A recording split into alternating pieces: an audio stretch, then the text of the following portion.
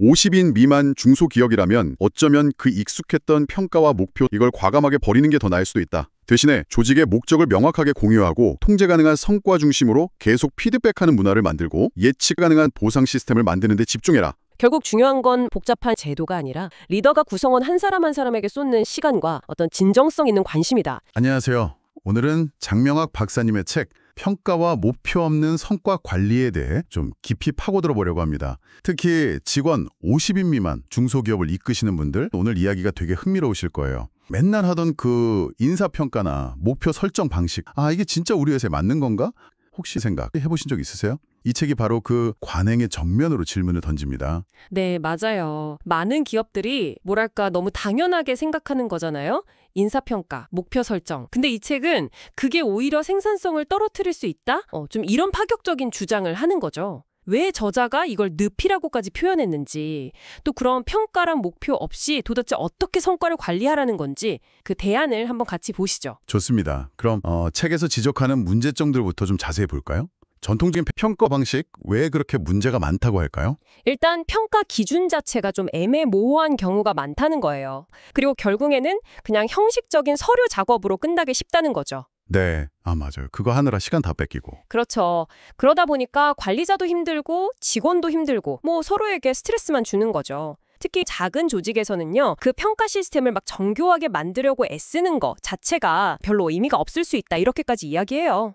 노력이 의미 없다. 네, 투입 대비 효과가 거의 없다는 거죠. 평가하는 진짜 이유가 어쩌면 그냥 연봉 차등 지급하려는 거나 좀 직원을 못 밀어서 하는 거 아니냐. 이런 지적도 되게 날카롭던데요. 네, 바로 그 지점이에요. 저자가 아주 날카롭게 파고들죠. 평가 결과라는 게 사실 주관이 들어갈 수도 있고 왜곡되기도 쉽잖아요. 그러다 보니 직원들도 그 결과를 받아들이기 어렵고 결국에는 내부 갈등만 키울 수 있다는 겁니다. 그렇죠. 괜히 감정만 상하고. 네, 피터 드러커 말처럼 하지 말아야 할 일을 효율적으로 하는 것만큼 비생산적인 것은 없다. 딱 이 말이 맞는 상황일 수 있다는 거죠. 목표 설정도 비슷한 맥락에서 비판을 받더라고요. 이게 오히려 성과를 딱 제한해버리고 심지어는 목표 달성하려고 막 다른 중요한 걸 놓치거나 약간 도덕적이지 못한 방법을 쓰게 만들 수도 있다? 이런 얘기까지.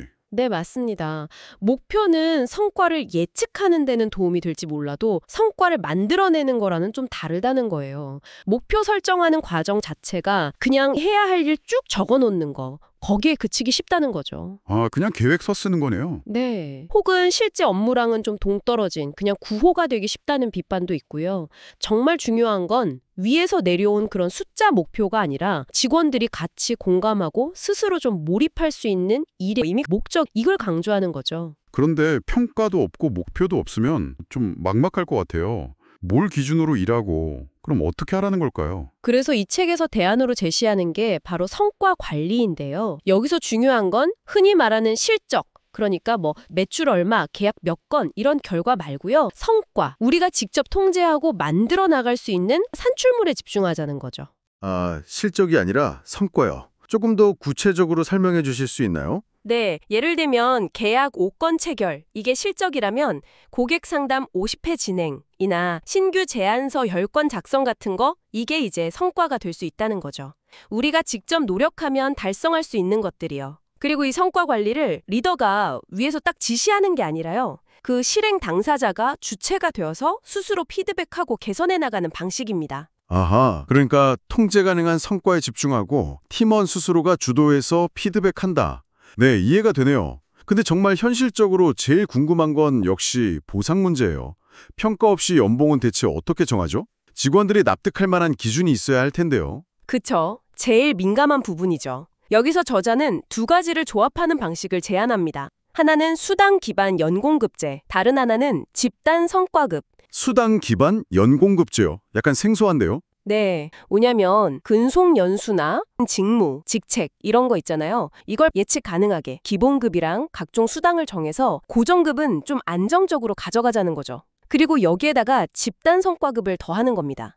이건 회사 전체의 이익이나 팀의 성과 같은 달성 결과를 가지고 그 이익을 구성원 전체에게 변동급으로 나눠주는 방식이에요. 개인별로 막 평가해서 차등 지급하는 게 아니라 예측 가능한 고정급은 안정적으로 주고 회사가 잘 되면 그 성과를 다 같이 나누는 변동급을 추가한다. 네, 바로 그거죠. 와, 이렇게 하면 그 연봉 협상 때마다 벌어지는 막 소모적인 갈등 같은 거 좀 줄어들겠는데요? 네, 맞아요. 그게 핵심입니다. 개인 평가 기반의 차등 보상이 가져오는 갈등이나 불필요한 경쟁 대신에요. 예측 가능성, 그리고 조직 성공에 대한 어떤 공동 책임, 이걸 강조하는 거죠. 특히 50인 미만 조직에서는 이런 방식이 오히려 더 현실적이고 효과적일 수 있다는 겁니다.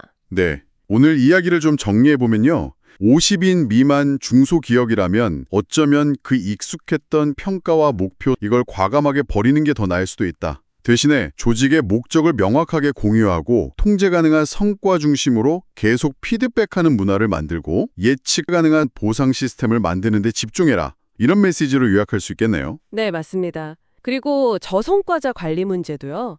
그냥 평가에서 낙인 찍는 방식 말고요. 그 직원이 처한 환경, 예를 들면 직무가 안 맞는다거나 팀이랑 좀 안 맞는다거나 이런 주변 여건을 먼저 좀 살펴보고 개선하려는 노력이 중요하다.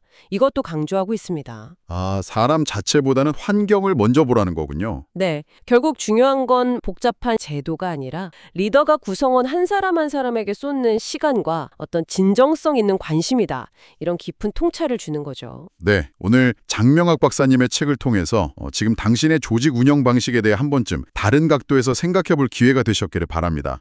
마지막으로 질문 하나 던져볼게요. 당신의 조직에서 평가와 목표, 혹시 그걸 하지 않는 것이 오히려 더 나은 결과를 가져올 가능성은 없을까요? 한번 진지하게 고민해 보시면 좋겠습니다. 다음에 더 흥미로운 내용으로 찾아뵙겠습니다.